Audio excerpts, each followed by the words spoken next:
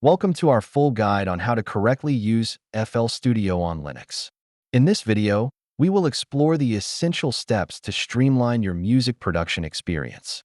Before we begin, let's go over the system requirements needed to run FL Studio on your Linux setup. Make sure your system meets these specifications. Now, let's dive into the step-by-step installation process of FL Studio on Linux, ensuring you get it up and running smoothly. Next, we need to set up Wine, a compatibility layer, and configure the necessary dependencies for FL Studio to operate correctly on Linux. Let's take an overview of the FL Studio user interface on Linux, so you can familiarize yourself with its features and layout. Configuring the audio settings for optimal performance in FL Studio is crucial. Let's go through the key settings you need to adjust. Now we'll explore how to work with MIDI devices in FL Studio on Linux, enabling you to create music more efficiently. Managing your plugins and samples effectively is paramount for an organized workflow.